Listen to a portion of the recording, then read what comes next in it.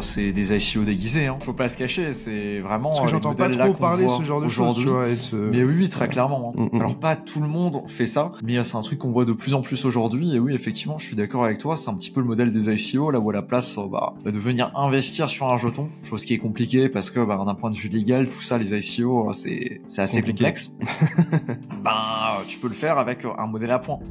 Dis-moi tout. J'ai regardé, j'avais fait tourner un nœud pour Shardeum. Je recommande pas du tout, pire expérience pour faire tourner un nœud. Je crois que je l'ai fait tourner pendant 6 mois. Et là, du coup, on est quasiment 1 an plus tard. Et ils ont effectivement annoncé. Et donc là, ils disent que il y aurait des récompenses pour le top 13 000 des nœuds. C'est un peu qui tout double, parce que si ça se trouve, c'est tellement niche qu'il y aura jamais rien. Parce que à l'heure actuelle, on est 300 personnes si tu veux être sur le truc. Mais si ça paye, ça paye. Mais si ça paye, ça peut être un truc de déglingo, tu vois. Vendre ses airdrops avant de les recevoir, il y a quelque chose là derrière. Ça va loin. Mais ça, c'est un petit peu à mettre de côté avec une autre méta qui arrive, avec les NFT un petit peu à assembler, les airdrop puzzle. Je pense que ça va vraiment prendre de l'ampleur, ça. Quels sont les airdrops les plus surestimés et les plus sous-estimés pour toi, hein? Quels sont les plus surcotés et les plus sous-cotés? Hello à tous l'équipe, j'espère que vous allez bien. Aujourd'hui on se retrouve pour une nouvelle interview. Cette fois-ci j'ai le plaisir de recevoir Cryptomage. Hello Cryptomage. Hello. Un plaisir de te recevoir parce que pour le coup, en ce moment, je crois qu'on a une thématique qui est plutôt populaire, savoir les airdrops. Donc, je vois que tu as eu pas mal de travail dernièrement. J'ai vu que tu étais assez productif et je pense que ça va être l'occasion de parler un petit peu des sujets qui te tiennent à cœur et qui me tiennent à cœur aussi parce que, je me suis mis au farming malgré moi. J'avoue qu'il y a quelques opportunités que je me suis dit qu'il fallait pas rater. Donc, je pense que ce sera l'occasion de parler de ça aujourd'hui. Avant de commencer, bien évidemment, je voulais mentionner que cette vidéo n'est en aucun cas un conseil financier. Faites vos recherches. Et maintenant que ceci est dit, on va pouvoir commencer. Comment tu vas ? Écoute, à la forme, merci. Déjà très content que tu m'accueilles ici pour pouvoir discuter un petit peu de ce qui m'anime parce que c'est vraiment le sujet qui m'intéresse. Et très content que ça commence à devenir un petit peu plus mainstream, même s'il y a un ou l'autre débordement en ce moment au niveau des airdrops. Mais bon, on aura l'occasion d'en discuter un petit peu plus tard dans la vidéo. Moi personnellement, des fois je me demande un petit peu comment tu gères tout ça. Parce que je vois des mecs arriver sur Twitter en me disant ouais les gars, il faut que je farme ça, et en fait t'as un tweet qui fait genre 14 pages, enfin qui est ultra long et dans lesquels il y a 300 airdrops à farmer. Donc quand je vois ça, et surtout quand je vois le marché autant bouger, je me demande comment tu t'en sors. Comment tu t'en sors? Comment tu gères ça au quotidien? Je pense que c'est un taf à temps plein en fait. Est-ce que tu délègues en vrai? Non, du tout. Du tout, je fais vraiment tout moi-même. Je sais, très souvent, tu vois, les gens, ils te disent, est-ce que tu utilises pas des bots? Est-ce que t'as vu les bots de Intel qui fait telle chose? Non, je suis pas du tout convaincu par ça. Enfin, en tout cas, mon avis à l'heure actuelle, c'est que tout ce qui est bot commercial, c'est vraiment pour choper la thune des gens plus que pour vraiment essayer de choper des airdrops. Je trouve ça assez décevant en tout cas. Ouais, pas forcément intéressant. En plus, t'as une énorme partie de confiance avec les clés privées, tu dois partager, machin et tout. C'est très, très peu intéressant à mon sens. Et les gens qui le font avec de l'automatisation, si tu veux, c'est pas des produits qui vont commercialiser, c'est des trucs qu'ils gardent pour eux-mêmes parce que c'est des trucs qui fonctionnent tellement bien que tu veux pas que tout le monde y ait accès, quoi.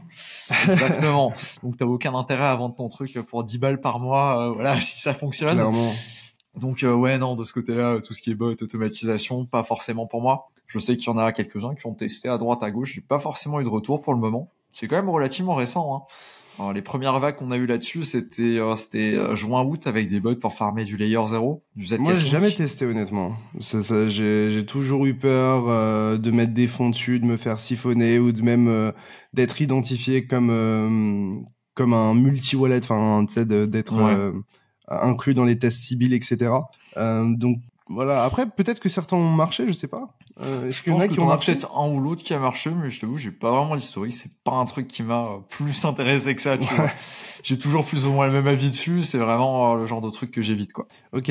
Du coup, pour commencer cette interview, je voulais un petit peu parler de toi. Parce que personnellement, moi, je regarde ton contenu depuis maintenant quelques semaines, quelques mois. Je dirais un truc comme 3-4 mois. Peut-être un peu plus. Parce que j'ai toujours été curieux au sujet des airdrops, etc. Et du coup, en regardant tes vidéos, je me rends compte qu'on n'a pas forcément beaucoup d'informations sur toi, que tu n'es pas dox a priori. Pourquoi avoir choisi de ne pas te dox, et qu'est-ce que tu peux dire un petit peu sur toi, sans trop te dévoiler, tout simplement? Écoute, moi déjà, quand j'ai créé la chaîne, si tu veux, enfin c'est pas vraiment ma première chaîne, il y en a peut-être qui auront trouvé, j'ai une autre chaîne qui date d'il y a un paquet de temps, pas du tout sur la crypto. Ok. On m'a déjà sorti une fois, oh, t'as la même voix que... Ouais, effectivement, c'est parce que j'ai la même voix que... Non, c'était une petite chaîne. Allez, on avait 2000, 3000 abonnés. Je sais pas si elle a fait 300 000 vues au total, la chaîne, sur une thématique qui avait absolument rien à voir. Et déjà, dans la rue, tu vois, il y avait 2-3 personnes qui m'avaient reconnu. Ok. Et à partir de là, je me suis dit, attends, j'ai rien, je suis personne, tu vois. Mais dans ma ville, les gens commencent déjà à me reconnaître. En plus, c'est limite un village, tu vois, donc c'est pour te dire. Je me suis dit, c'est vraiment pas le bon plan. Et depuis, je me suis dit, c'est un petit peu c'est un enfer, je pense, d'être reconnu à droite, à gauche. En tout cas, à notre échelle, je pense que ça va. Tu vois, dans la crypto, tu vas pas te faire reconnaître non plus partout. C'est vraiment ultra spécifique. Mais je pense que c'est vraiment pas le bon plan de trader toute la partie sécurité, etc., juste pour avoir ta tête qui est visible. En tout cas, moi, c'est mon opinion. Je comprends qu'il y en a d'autres personnes qui préfèrent être doxées, du coup visibles, etc. Je pense surtout au niveau de la crédibilité, au niveau de la confiance, parce que quand t'as des gens qui débarquent, qui voient un mage qui flotte sur son petit fond violet, effectivement, la question se pose, tu vois, est-ce que qu'est-ce qu'il raconte le bonhomme là? Pourquoi sur un Twitter ou quoi? T'as moins le souci parce que tout le monde a des PFP, c'est classique, tu vois, qu'on sache pas vraiment qui c'est qui est derrière. Mais sur le YouTube game, c'est vrai que c'est plus rare d'avoir des personnes qui sont non doxées et qui sont un petit peu mystérieuses. Ouais. Après, je pense qu'il y a des personnes qui montrent leur visage et qui ont pas trop réfléchi à tout ça, etc. Enfin, perso, c'était un peu mon cas, dans le sens où moi, de base, j'étais sur Twitter et j'avais mis ma tête parce que juste, j'étais une personne normale qui partageait du contenu qui parlait e-sport, qui parlait gaming, qui parlait musique, etc. Et en fait, il y a un moment où j'ai juste commencé à parler crypto et c'est le moment où les gens ont commencé à me connaître. Du coup, j'ai pas eu trop ce moment de réflexion où tu te dis, ok, je vais être anonyme et je vais me cacher ou quoi que ce soit. Du coup, en vrai, je pense que avoir le temps de se dire, je me fais un compte lié à la crypto où je monte pas ma tête, c'est quand même un privilège ou un luxe. Et parfois, quand je vois des gens assez connus autour de moi, je me dis aussi que c'est pas le plus agréable, mais bon, il y a quand même des avantages. On va pas se les cacher. Oui, je pense que t'as des avantages et des inconvénients, ouais, c'est sûr. Faut juste voir comment toi t'es personnellement. Est-ce que t'es quelqu'un d'introverti, d'extraverti? Comment tu te sens par rapport aux gens socialement? Et en fonction de ça, dérouler. Mais bon, déjà, il faut être connu, il faut être reconnu, il faut être apprécié. C'est du travail, je pense. Je pense que c'est plus dur, tu vois, que de décider si je dois être anonyme ou pas, ça. Du coup, tu te crées un compte dédié à la crypto, tu ne montes pas ta tête, mais au-delà de ça, qu'est-ce que tu fais exactement dans les cryptos? Comment toi, t'as commencé à investir dans les cryptos? Comment t'as commencé à t'intéresser aux cryptos? Quel est un petit peu ton parcours, en fait, ton petit chemin, tout simplement dans cet écosystème? Alors, j'ai commencé en 2017. Enfin, commencer, c'est un grand mot, tu vois. C'est la première fois là où j'étais sur un échange sur le fameux Coinbase. J'ai acheté du Bitcoin sur Coinbase. Avec une carte bleue. Magnifique. Exactement. Et c'était en été, il me semble que j'ai vraiment commencé vers septembre. Et après, c'était le moment là où c'était vraiment la hype, les cryptos. C'était en plein bull run. Et après, tout s'est bien passé jusqu'à vers décembre, là où on avait touché le pic et ça a commencé à descendre de façon très violente. Et à partir de là, j'ai arrêté de m'intéresser tout simplement. J'étais plus du tout dans le game. J'ai complètement arrêté. J'avais mes études en école linge et puis je continuais mes études, tu vois, tout simplement. Alors les copains sont bien foutus de moi, tu vois, parce qu'on en avait discuté. Ils étaient là, ouais, c'est un scam, c'est une arnaque, machin. Et quand tu vois le truc, la courbe qui fait diviser par 10, c'est que t'as le copain à côté qui dit, alors, ça donne quoi les bitcoins? Ouais, c'est dur. Effectivement, c'était pas facile, pas très facile. Et non, après, j'ai totalement arrêté d'y penser. J'ai gardé mes billes, tu vois, qui étaient posés. Je crois que je les avais mis sur un MetaMask, c'était sur Ethereum. J'avais quand même fait l'effort d'aller sur la blockchain et j'ai totalement zappé ça pendant 3 ans à peu près. Okay. Du coup, j'ai aucune idée de vraiment ce qui s'est passé. J'ai 2-3 vagues souvenirs. Une ou l'autre fois, je me suis intéressé un petit peu. J'étais tombé sur une app qui te permettait du coup d'apprendre à développer en Solidity. Alors, les fameux zombies. Je sais pas si tu l'as déjà vu. Je crois pas que j'ai tout suivi. Je crois que je l'ai peut-être vu passer. Peut-être que tu peux me rappeler. J'ai pas le nom en tête, hein, mais c'est une petite app. Si tu cherches à développer en Solidity, je crois que c'est le truc le plus connu. Ça existe depuis 2018-2019. Okay. Et ça te montre comment créer des NFT, comment assigner des traits, etc. C'était un petit peu le truc à la mode hein, à l'époque. Il y avait... Qu'est-ce que j'avais vu d'autre? J'avais vu les CryptoKitties. Je me rappelle, j'avais parlé de ça à un pote, j'étais super hypé, alors que j'étais même plus vraiment dedans, je savais même pas ce que c'était, je savais même pas comment tu pouvais les acheter ces trucs. Moi, je me suis pas pris trop cette claque, tu vois. À ce moment-là, j'étais grave sceptique et j'ai pas tant accroché à ça. Je crois que j'étais concentré dans mon trading, honnêtement. Ouais, après on n'a pas vraiment le même profil, tu vois. Moi, je suis pas vraiment du trading. J'ai plutôt le profil du bonhomme qui va investir et puis on regarde ce que ça donne 2, 3, 4 ans plus tard. Et en plus, maintenant, je fais des airdrops, quoi. Et donc le temps passe, le bear passe, et on se retrouve en début 2021. Et là, j'ai changé d'école, tout simplement. Et je discute avec des mecs et puis il y a un mec qui parle du Bitcoin. Et donc il revient un petit peu à l'assaut et puis moi je suis là, mais tu sais que moi j'en ai aussi, a priori, ou alors de l'Ethereum ou quelque chose dans le genre. Et il me fait ça existe encore, regarde peut-être le cours. Et je me dis je vais peut-être d'ailleurs directement regarder, je sais plus si c'était sur MetaMask ou alors sur Coinbase. Et effectivement c'est revenu au moment, enfin au prix en tout cas auquel j'étais parti il y a 3 à 4 ans en arrière, tu vois. Et du coup, t'avais complètement oublié ça, quoi. Enfin, tu l'avais totalement mis de côté, quoi. Ouais, j'avais totalement mis de côté. J'étais content d'ailleurs d'avoir de quoi pouvoir reconnecter, pouvoir retrouver. Je crois que j'avais changé d'ordinateur encore entre temps, tu vois. Donc j'avais bien fait mon taf quand même. Sinon, ça aurait été embêtant. Et j'ai pu reprendre un petit peu à ce moment-là. Il m'a dit, il y a un truc en ce moment, ça s'appelle la DeFi. Après, t'as les NFT aussi. Et c'est à partir de ce moment-là que j'ai recommencé à me mettre dedans, quoi. Et c'est aussi le début de la hype des NFT. Et c'est vraiment avec ça que j'ai recommencé à me mettre dedans. Acheter des NFT. De l'argent ou gagner de l'argent avec les NFT au final? J'ai gagné de l'argent avec les NFT. C'est pas le truc qui m'a fait perdre vraiment de l'argent. J'étais vraiment au tout début des NFT. J'avais pas minté les Hashmasks, mais j'en avais acheté. À l'époque, c'était des NFT assez cotés. J'étais là avant du coup les Bored Ape Yacht Club. Donc c'était vraiment j'étais là début janvier, tu vois. Ouais, au tout début des NFT. Avant la grosse hype entre grands guillemets, quoi. Ouais. Après, c'est sûr que c'était pas très très marrant non plus quand on te fait payer $90 pour ouvrir un compte sur OpenSea. Ce genre de truc. À l'époque, en fait, tu devais ouvrir un compte sur OpenSea et la transaction c'était $90. C'est plus le cas aujourd'hui.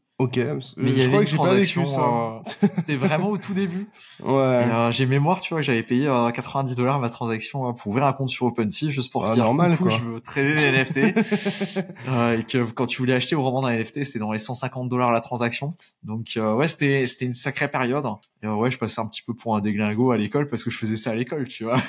En cours, entre-temps, tac, allez hop, on achète un NFT, on revend un NFT. Et c'est la première fois là où j'étais vraiment à fond dans le game. Cette vidéo vous est présentée en partenariat avec DYDX. DYDX est LA solution décentralisée qui vous permet de trader les principales crypto-monnaies de manière liquide sur mobile et ordinateur. Contrairement à la majorité des exchanges, vous n'avez pas besoin de vous KYC et vous récupérez la majorité des frais que vous payez. Plus de 60 000 personnes utilisent déjà DYDX et j'en fais partie, alors qu'attendez-vous? Scannez le QR code sur votre écran ou utilisez le lien dans la description pour créer votre compte avec un simple wallet et profitez de 5% de réduction sur vos frais. Allez, on repart sur l'interview. Et comment tu découvres les airdrops? À quel moment ça se présente à toi? Est-ce que tu prends ça directement au sérieux d'une certaine manière? Ou est-ce que au début c'est un peu de la rigolade? Tu te dis bon ok c'est cool, de l'argent magique d'internet qui arrive gratuitement dans mon wallet. Ça c'est arrivé vachement plus tard les airdrops. Ok. J'ai vraiment commencé à en entendre parler avec l'airdrop d'Optimisme. Donc c'était juin 2022, quelque chose comme ça, peut-être mai. Donc c'est vraiment arrivé un an plus tard, quoi. Hein. Et effectivement, j'avais loupé Optimisme et je me suis rendu compte que quand on a lu les critères, j'étais là, mais attends, il fallait faire 3 transactions sur le réseau. Et tu pouvais choper $1,000-$2,000. C'était comme Uniswap. Signez-moi. C'était comme Uniswap, c'était relativement DYDX, Paraswap. Il y en a d'autres encore, j'ai pas tous les noms en tête, mais à cette époque-là, on a eu quand même de beaux airdrops. Hein. Bon, moi, je crois que j'en ai eu absolument aucun. Ou peut-être un peu d'Uni, non, je sais plus. J'étais tellement pas un mec de la DeFi que j'ai pas trop capté ça. Mais ouais, du coup... Je suis arrivé relativement tard là-dessus, tu vois, parce que j'étais même pas vraiment sur le crypto Twitter. Je savais pas trop que ça existait. Okay. Donc, j'étais pas branché là-dessus. Et donc, c'est des infos, tu vois, que j'avais pas forcément vues à droite, à gauche. Je crois que j'étais uniquement sur les Discord et j'étais pas forcément sur le crypto Twitter. Je regardais 2-3 anglophones qui parlaient crypto sur YouTube, mais j'étais pas vraiment sur le CT. Donc tous ces trucs là, tu vois, ça m'a un petit peu passé par dessus parce que je les ai jamais vraiment vus. Et le premier qui m'a un petit peu marqué, c'était Optimisme, là où j'ai commencé à voir les critères et je me suis dit mais attends, ça c'est bidon en fait, c'est pas compliqué. En plus c'était quelque chose que je prévoyais de faire, tu vois, de faire des transactions sur Optimisme, pas spécialement pour un airdrop, juste pour tester le truc. Ok. Et je les ai faites trop tard, évidemment, en classique. Et j'ai pas chopé et ça m'a un petit peu frustré. Je me suis dit mais attends, il doit y en avoir d'autres, des trucs comme ça qui existent à droite à gauche, là où tu peux potentiellement choper des jetons. Et c'est là que je commence à entendre parler d'Arbitrum et que je commence à m'intéresser donc au réseau Arbitrum, là où j'ai commencé à faire des séries sur la chaîne YouTube. Là où effectivement je parlais donc d'Arbitrum, comment on peut aller sur Arbitrum. À l'époque là où il y avait la première Odyssée pour bridger sur Arbitrum, là où t'avais ton petit badge trop mignon qui a jamais servi à rien, qui te disait bien joué, t'as bridgé vers Arbitrum. Et c'est à ce moment-là que j'ai commencé à me mettre un petit peu dans le game des airdrops. Mais avant, pour le coup, je faisais beaucoup de DeFi et j'étais pas mal actif sur l'écosystème Phantom. Donc vraiment des gènes, quoi. Et très niché. Ouais, très niché. Tu regardes toujours ou pas du tout? Je suis toujours de plus ou moins loin. Ils sont en train de faire des trucs assez sympathiques avec Sonic, Avec Sonic, ouais. Mais le problème, c'est qu'ils arrivent pas à choper des développeurs. Je pense qu'ils galèrent vraiment à choper des développeurs et qu'aujourd'hui, les gens sont sur les L2, tout ça. Ouais, j'espère que ça va leur redonner un petit peu un coup de fouet, tu vois, avec Sonic, qui a l'air vachement cool. J'ai pu tester sur le testnet et c'est quelque chose. Mais je sais pas si les gens vont migrer. Il y a quand même un sacré passif sur Phantom à l'heure actuelle. C'est quand même passé pas mal de dingueries sur le réseau. Moi, j'ai moins suivi ça, honnêtement. Moi, j'ai juste vu la courbe qui me parlait un petit peu récemment. Je me suis fait un petit bag. Mais c'est à peu près tout. Je crois qu'il y a eu pas mal d'histoires avec les founders et tout, non? C'est ça? Ouais, il y a eu pas mal de choses. Ils ont eu un hack assez récemment. Assez récemment, non, peut-être il y a un petit peu plus de temps quand même. C'était cet été, l'été en 2023, là où ils ont eu un hack avec le bridge principal qui gérait du coup les fonds sur la blockchain. Ça fait que tous les Ethers, tous les bitcoins, tous les stablecoins, quelle folie, ils valaient plus la valeur qu'ils étaient censés valoir. C'était un sacré bordel. Et ça les a mis vraiment au fond du gouffre. Il y avait la première expérience que André Conge avait fait avec Solidly, qui avait vraiment cartonné à l'époque. Ça avait propulsé la chaîne niveau TVL. Je crois qu'ils étaient passés à plus de 10 milliards de TVL. Mais au final, il y avait différents soucis techniques, le projet a plus ou moins été abandonné. Enfin, tu vois, c'est vraiment une accumulation de choses assez dramatiques qui sont arrivées sur la blockchain. Motiver les gens. Ouais. Je pense qu'ils vont beaucoup jouer sur le fait qu'il y a des nouvelles personnes, tu vois, qui ont pas tout l'historique. Parce que si t'as l'historique, c'est vrai que tu te dis quand même, il s'est passé des choses. Je sais pas si c'est vraiment un truc que j'ai suivi de très près, tu vois, donc je suis au courant exactement les moindres trucs, les relations entre les gens qui ont créé les projets et tout, tu vois, tous les dramas. Je sais pas si c'est exactement pareil sur toutes les autres blockchains, mais j'étais vachement proche de l'écosystème et donc j'ai tout ce retour dessus, chose que j'ai pas forcément sur un Polygon ou sur autre chose, quoi. Mais en fait, ce qui est terrible, c'est que même sans t'intéresser à une blockchain, parfois la seule impression que tu peux avoir, c'est les commentaires négatifs, entre guillemets, ou en tout cas les retours négatifs, dans le sens où tu peux ne pas t'intéresser à Solana et penser que au pan, comme tu peux ne pas t'intéresser à Phantom et penser au hack ou ce genre de choses. Donc c'est un peu difficile. En général, quand tu fais un faux pas en crypto, ça te coûte très très cher, hein, et les gens gardent ça en tête pendant très longtemps. Ouais. C'est marquant, oui, surtout quand tu fais partie des personnes qui ont perdu de la thune. Moi, j'ai eu de la chance, je connaissais pas les stablecoins à l'époque. Donc j'ai pas perdu de fonds là-dessus, tu vois, mais ils ont perdu dans les 80 millions. Il me semble. C'est pas rien, c'est pas la somme, la plus grosse somme sur laquelle j'ai été perdu dans la crypto, c'est sûr. Mais c'est pas rien. Et là, ils sont en train de faire les démarches parce que c'était multi-chain, un gros bridge. Il y a plein d'autres blockchains qui ont été affectés, mais moins que Phantom. Ils sont en train de faire les démarches et ils sont en train de faire je sais pas exactement ce qu'ils font, tu vois, mais ils sont dans des tribunaux en Chine parce que c'est des Chinois, les gars de chez multi-chain, c'est un bordel. De temps en temps, tu vas passer des trucs sur le Telegram comme quoi ils sont en train d'avancer plus ou moins sur le dossier. Et ouais. Bon, en tout cas, je leur souhaite le meilleur. Ça se voit qu'ils ont bossé dessus. Il y a une grosse évolution avec Sonic. Alors, ils ont des partenariats avec des VC maintenant pour incuber des projets sur la blockchain. Il y a un petit jeu qui fonctionne très très bien, en tout cas qui est très cool. Je sais pas si il fonctionne si bien que ça au niveau des utilisateurs. Mais en tout cas, le petit jeu est très cool qui s'appelle S4, qui est un petit peu en MMORPG. Mais on va dire pas vraiment tour par tour, mais façon blockchain, qui est très très cool. Là où il y a même des combats, enfin ils ont fait une mise à jour récente là où t'as des petits combats entre les personnages et tout. Très très cool ce qu'ils font. Mais aujourd'hui ils ont pas le projecteur, tu vois, et je trouve ça un petit peu dommage parce que c'est une blockchain aussi qui, à mon sens, mériterait d'être un petit peu plus sous les projecteurs. Mais il y a pas d'airdrop dessus. Enfin, il y a peut-être un petit truc là qui va bientôt arriver, mais il y a pas les projecteurs, c'est relativement léger. Et niveau marketing, je pense qu'ils sont vraiment à la ramasse. Tu parlais du coup de tes débuts avec Optimism et Arbitrum. Comment ça se passe à partir de là? Est-ce que tu prends les choses au sérieux? Est-ce que tu te mets à fond? Est-ce que tu te mets en place des routines? Et à quel moment tu te dis, je vais commencer à partager ce que je fais en ligne? Alors la chaîne, elle existe depuis 2021, je crois, mi-2021, ouais, juin, septembre, un truc comme ça. Et au tout début, quand j'ai commencé la chaîne, quand j'ai commencé à partager ce que je faisais, c'était vraiment de l'actualité. Donc c'était tel jour il s'est passé tel truc, j'allais sur Cointelegraph et puis je faisais mon petit récap voilà de ce qui s'était passé en lisant les articles sur Cointelegraph et en les traduisant un petit peu en direct, plus mes trucs que je voyais à droite à gauche. Et après au fur et à mesure, j'ai switché, je me suis dit mais attends, j'ai quand même fait des NFT pendant 4-5 mois, ce serait peut-être intéressant, tu vois, de parler un petit peu de ça. Et d'ailleurs, c'est pas je crois que j'ai dit 2021 mais c'est plutôt 2022 que j'ai commencé la chaîne. Et ouais, donc j'ai switché au niveau des sujets, après j'ai parlé de DeFi, et après finalement quand j'ai commencé à me mettre aux airdrops, c'est à partir de ce moment-là que j'ai commencé à parler plus des airdrops. Quand j'ai commencé, j'étais pas le bonhomme le plus motivé, le plus chaud ou quoi que ce soit.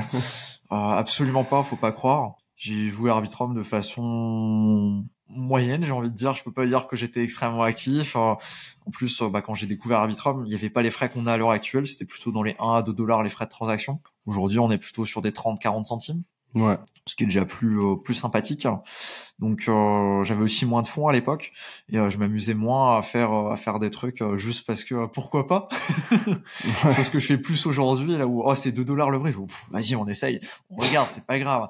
Ah là, j'ai perdu 5 dollars, c'est pas grave, c'est la vie, c'est comme ça, tu vois. J'avais moins cette façon de faire, mais effectivement, c'est comme ça que j'ai commencé. J'ai fait quelques transactions et de temps en temps, je voyais un sweat sur Twitter qui me hypait, tu vois, et j'étais là, c'est vrai, j'ai ce truc-là, j'ai déjà fait quelques transactions sur Arbitrum, il faudrait peut-être que les traits Twitter, c'est un fléau et en même temps très utile quand même. J'ai du mal à me faire des avis. Débat là-dessus. Il y a beaucoup trop de mecs qui me disent regarde, avec 0 $, tu vas être éligible à 5 000 $ d'airdrop, mec. Et j'ai l'impression que il y a d'une part des gens qui essayent de faire les choses proprement et d'être quali et d'aider les gens, et d'une autre part juste des opportunistes qui essayent de faire de l'engagement et de capitaliser à mort dessus, avec des trucs parfois qui sont overfarmés, sur lesquels c'est déjà entre guillemets trop tard, ou en tout cas on peut voir une sorte de pattern de dès qu'il y a un truc qui commence à être connu, eux ils en parlent.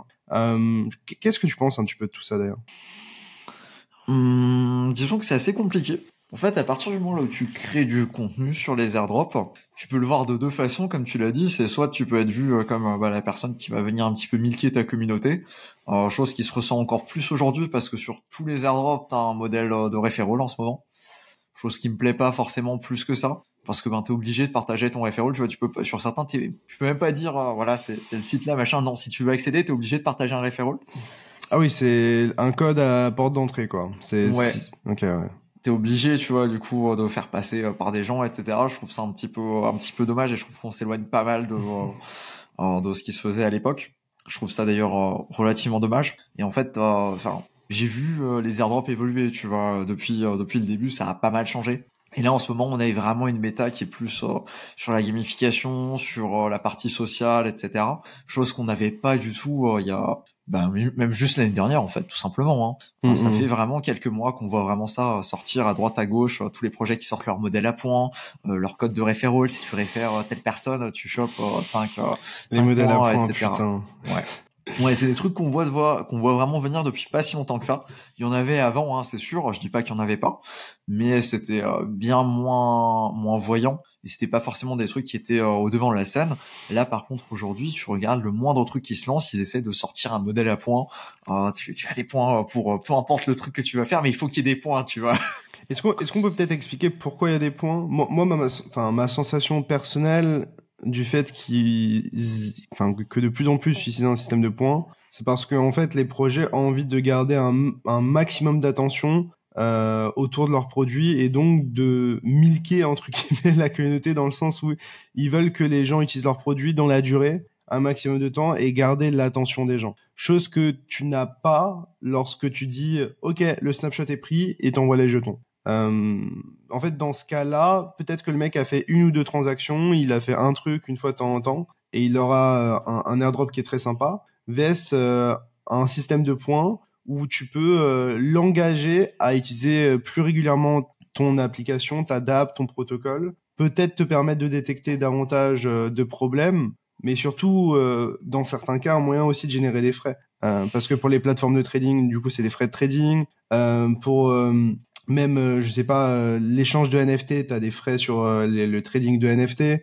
Quand t'as des swaps ou des bridges, t'as aussi des frais. Donc, j'ai un peu l'impression que parfois, c'est une énorme fumisterie. Alors oui, ils donnent une partie de leur supply, mais la réflexion que je me faisais avec un pote, c'est est-ce que c'est pas genre une sorte de mise en vente de son supply, puisque d'une certaine manière, en gros, les gens, ils peuvent farmer ton airdrop, obtenir une partie du supply, mais pour le faire, toi, personnellement, tu vas toucher des frais, tu vois, que ce soit avec les swaps, avec les bridges, etc. Et donc ça, techniquement, c'est légal, et ça pose moins de soucis. Mais en soi, ça revient, enfin, le système de points et le farming d'airdrop pour les projets, c'est aussi un moyen de vendre du supply, en fait, quand c'est plutôt fortement farmé, non?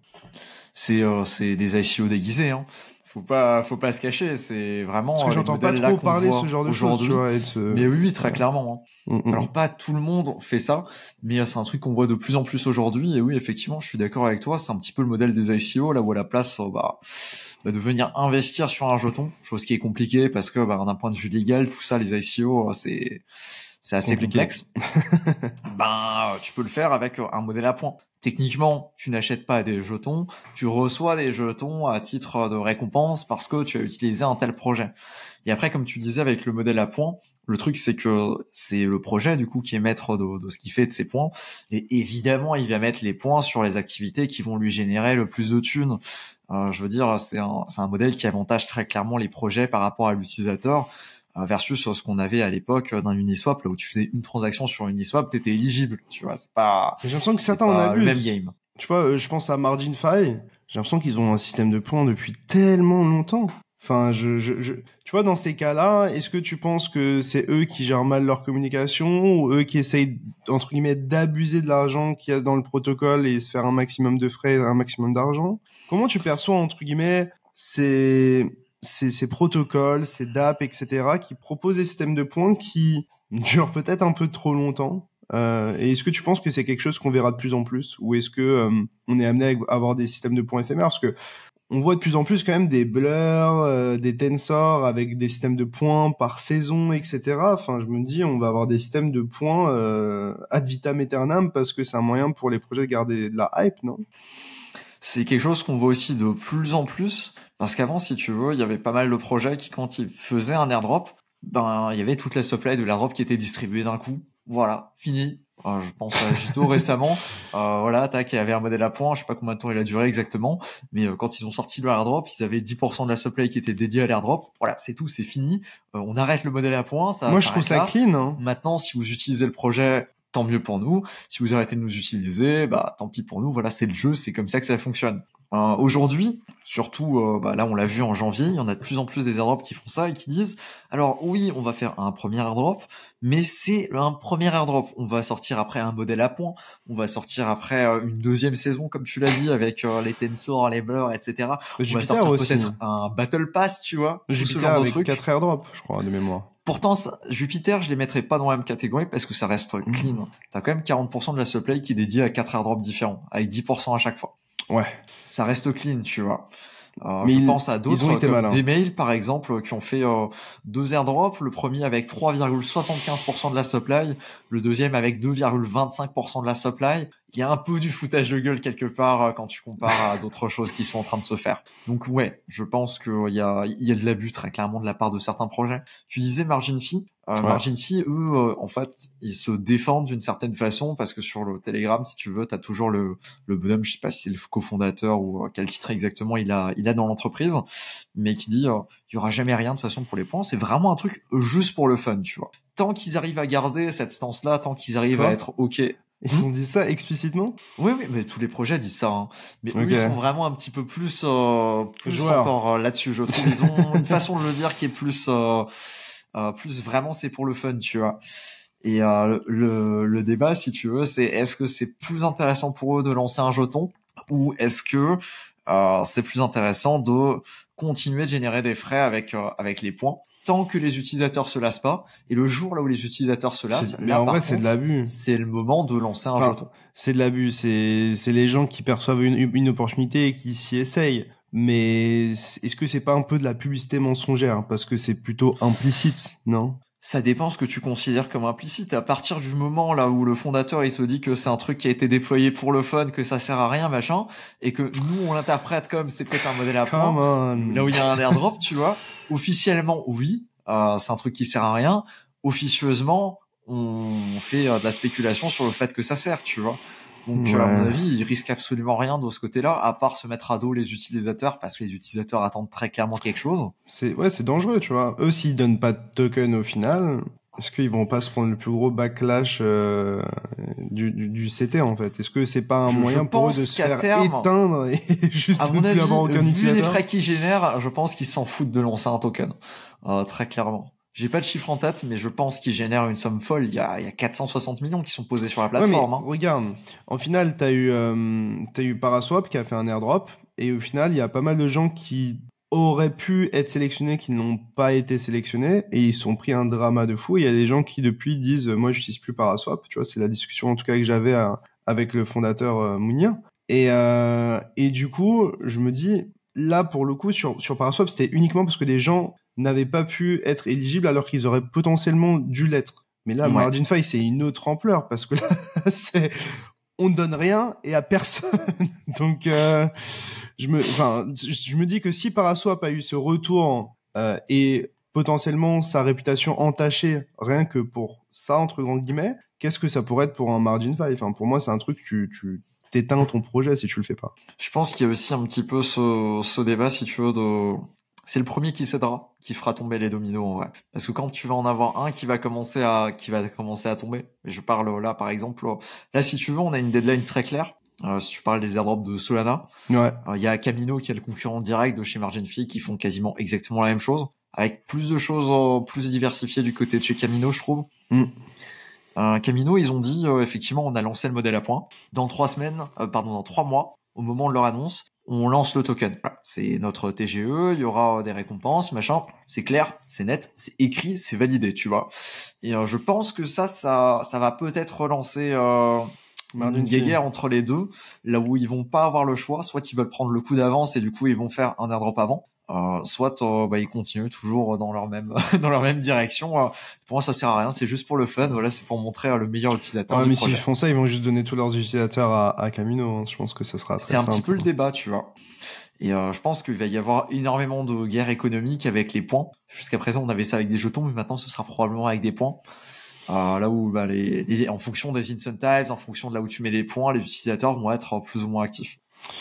Après, au bout d'un moment, je pense qu'on va quand même se rencontrer, se trouver face à un problème là où il y a trop de choses à droite, à gauche, et là où c'est un modèle qui fonctionnera tout simplement plus, parce que les gens ont plus de liquidité à force de mettre des trucs à droite, à gauche, tout simplement. Je veux dire, quand t'es actif sur les airdrops, au bout d'un moment, t'as pas liquidité infinie non plus. Et c'est compliqué, quand tu vois la dizaine, plutôt la centaine à l'heure actuelle d'airdrops possibles, faut faire des choix. Ouais, c'est ça, tu vois, aujourd'hui, il y a tellement de trucs à farmer. Moi, je me concentre sur relativement peu de choses, mais à chaque fois que je vois un truc un peu brillant, ça me donne envie de mettre mon argent et de gagner des points, quoi. Et j'ai l'impression que c'est beaucoup le problème. disent ça, quoi. C'est un petit peu le problème, c'est qu'à l'heure actuelle, si tu veux, à moins que t'as déjà bien fait ton taf sur tous ceux que tu chasses, pour moi, ça sert à rien de commencer un nouveau truc, tu vois. Surtout qu'il y en a énormément à droite, à gauche. Oui. Je comprends, tu vois, la tentation, tu vois le moindre truc à droite, à gauche. Quand même, tu vois, parce que il y a quand même ce monde où genre sur une allocation minimum, genre en tout cas, genre le premier palier, le palier qui est pour toutes les personnes qui ont été les moins actives dans le farming d'une DApp, il y a un monde où tu peux prendre beaucoup d'argent. Et moi, ça a été mon cas avec Jito, tu vois. Et oui, du coup, effectivement, ouais. Tu te dis justement. Ça t'a entraîné, là. moi, ça m'a, voilà, ça m'a mis, ça m'a motivé à farmer le reste, on va dire. Mais est-ce que, voilà, est-ce que toi tu recommandes, par exemple, de farmer plein de choses en même temps? Est-ce que tu recommandes aux gens de se concentrer? Comment tu choisis un petit peu tes batailles, tes combats? Qu'est-ce qui va faire que tu vas, par exemple, farmer cet airdrop et pas cet airdrop? Tu vois, comment toi tu t'y prends aujourd'hui? Parce qu'en réalité, on a tellement de trucs à farmer qu'on sait pas comment s'en sortir. Et vu que je parle à un mec qui est assez concentré sur les airdrops, je me dis qu'il y a quand même un monde où t'as pu peut-être davantage réfléchir à tout ça et avoir des critères pour ce qui est des airdrops et de commencer à farmer des airdrops. Ça demande beaucoup de temps. Déjà, ça c'est le premier truc. Hein. Faut savoir, faut pas penser que tu peux débarquer, je sais pas, et faire 5-10 minutes un truc et puis voilà, tu vas faire beaucoup de thunes. Absolument pas. C'est pas magique non plus, hein, par rapport à ce qu'on fait croire l'argent magique. Effectivement, il y a des folies qui arrivent de temps en temps. Tu l'as mentionné avec Jito, par exemple. Il y a effectivement des folies, il y a des trucs qui sont totalement sous-estimés, il y a aussi des trucs qui sont totalement surestimés. Ça va dans les deux sens. Comme un margin fee, par exemple, à l'heure actuelle. Même si, bon, on verra si effectivement un jour ils lancent leur jeton ou pas. La question se pose. J'ai toujours des billes dessus, donc, ouais. Moi, j'ai enlevé. Je comprends. T'as mis sur Camino, j'imagine? Exact. J'ai déposé des Solana sur Camino, j'ai emprunté de l'USDC et je l'ai mis dans Parcelle. D'accord. Ça se tient. Il y a trop de trucs de toute façon. Oui. Désolé, je t'ai coupé. Il y a trop de trucs de toute façon en permanence. Je pense qu'après, de toute façon, les airdrops, si tu veux, il y a un petit peu deux échelles, t'as un petit peu deux curseurs. T'as le temps et l'argent. T'as des airdrops qui vont te demander beaucoup de temps, t'as des airdrops qui vont te demander beaucoup d'argent, t'as des airdrops qui vont te demander du temps et de l'argent. Déjà, en fonction de là où tu te positionnes sur ces curseurs-là, t'as déjà une petite idée de c'est quoi ce que moi, potentiellement, je vais pouvoir chasser. Je sais pas, si tu as beaucoup d'argent, tu vas peut-être pas forcément t'intéresser aux testnets. Parce que très souvent, les testnets, c'est pas des sommes très importantes. Je dis pas jamais, mais très souvent, la majorité des testnets, c'est rarement des trucs très intéressants. Je peux donner des exemples? Parce que, tu vois, à chaque fois, moi, je me pose cette question. Tu vois, je me pose cette question de est-ce que j'aurais dû farmer les phases de testnet ou est-ce que c'est useless, tu vois, à mon échelle, par exemple. Tu veux prendre un Sei, par exemple? Sei qui était extrêmement décevant au niveau de l'airdrop. Je crois que j'avais quelques jetons parce que je l'ai passé dessus, mais ça valait tellement rien que je me suis même pas amusé à les claim. Ok. On a le Dmail plus récemment, qui était même pas un testnet, qui était un mainnet, mais pour le coup qui était tellement dilué parce que tout le monde l'a plus ou moins utilisé, ou alors avec des critères assez perchés. On avait. Est-ce que c'est parce qu'il y avait trop de monde ou parce qu'ils ont donné que peu de jetons? C'est un petit peu un mélange des deux. Okay. Il y avait pas mal de monde et le fait que 3,75% de la supply, c'est vraiment pas grand chose. Ok. Et je sais qu'il y a pas mal de monde qui a été déçu par Zeta il y a pas longtemps. Ouais, j'ai vu que c'était sorti, ouais. Parce que il fallait être là relativement tôt. C'était pas forcément compliqué, mais il fallait être là relativement tôt. Il y a des gens qui ont bien pris avec. Moi, j'ai eu de la chance parce que j'ai pris 2000 Zeta grâce à la commu, parce que j'avais fait la vidéo dessus. Et j'avais fait la vidéo, je crois vraiment un mois après avant la snapshot. Donc la vidéo a bien performé, ça m'a ramené pas mal de monde. Et vu que c'était un truc à referral, j'ai bien performé là-dessus. Mais ceux qui étaient dessus depuis plusieurs mois, même avant la vidéo, tu vois, il y en a plusieurs sur le Discord qui ont réussi à prendre aussi des 1200, 1300 Zeta. Mais effectivement, si tu as fait quelques transactions, parce que c'était un testnet là où tu devais faire des transactions toutes les semaines, si tu faisais 3-4 semaines, tu chopais rien. Il fallait au minimum 5 semaines, me semble. Et il fallait être un petit peu actif. Et si tu faisais 5 semaines, 5 semaines, c'est énorme. 50 jetons. C'était 50 jetons. Ça vaut combien? 50 jetons, allez, ça fait $50. Ouais. En fait, le truc, c'est que le testnet, vu qu'il n'y a pas de barrière à l'entrée, parce que genre c'est des faucettes, enfin t'obtiens des jetons gratuitement, en soi, ça permet à énormément de gens de farm, et du coup, je peux comprendre que ce soit aussi moins valorisable, même si c'est quand même utile. Je pense que ce qui est aussi assez intéressant, c'est d'être validateur en réalité, non? En tout cas, j'ai l'impression une sorte de méta qui arrive on passe d'utilisateurs qui essayent de farmer, où on se combat avec des milliers, voire des dizaines de milliers, des centaines de milliers de personnes au niveau du farming, à est-ce que j'irais pas me positionner en tant que validateur et me battre par exemple avec quelques dizaines de personnes ou quelques centaines de personnes maximum pour derrière une allocation qui est similaire? Oh, tu serais étonné. C'est de pire en pire aussi le game Ah ouais des validateurs. Ouais. Dis-moi tout. J'ai regardé, j'avais fait tourner un nœud pour Shardeum. Ok. Je recommande pas du tout, pire expérience pour faire tourner un nœud. Toutes les 2 semaines, ils avaient une mise à jour. La mise à jour, enfin en tout cas en tant qu'utilisateur, j'ai jamais vu de différence. Tu vois, ça tournait toujours aussi mal. Il y avait toujours autant de problèmes à chaque fois. Je crois que je l'ai fait tourner pendant 6 mois. Et là, du coup, on est quasiment 1 an plus tard. Et, ils ont effectivement annoncé. Et donc là, ils disent que il y aurait des récompenses pour le top 13 000 des nœuds. Le top 13 000, tu vois. J'ai aucune idée de combien de personnes ont effectivement fait tourner un nœud. Mais tous ceux qui ont fait tourner un nœud ont la même récompense, c'est ça que tu veux dire ou pas du tout? Non, c'est des récompenses en fonction du temps que ton nœud a tourné. Ok. Et il est vraiment biaisé, c'est-à-dire que je sais plus si c'est le top 50 ou le top 100 qui prend plus que le reste. Et si t'es en dehors du top 100, voilà, c'est vraiment des miettes. Oh, c'est nos amis les Vici là, hop. Voilà, ceux qui ont fait tourner le nœud depuis vous rentrez depuis devant le en début. boîte là. Et ouais, genre les 2-3 premiers, tu vois, ils se gavent vraiment. Et après, ça descend très très vite. Et après, au-delà du top 100, c'est vraiment pas grand-chose, quoi. Et ça va jusqu'à 13 000. Et je serais curieux, tu vois, d'avoir la stat de combien de personnes ont fait tourner un nœud là-dessus, parce que c'était pas mal hypé quand j'avais fait la vidéo. C'était en mars dernier. Et ouais, non, en fait, c'est crowded, tu vois. J'aurais pas dit parce que c'est chiant, faut louer un serveur, machin. Mais c'est crowded, il y a du monde.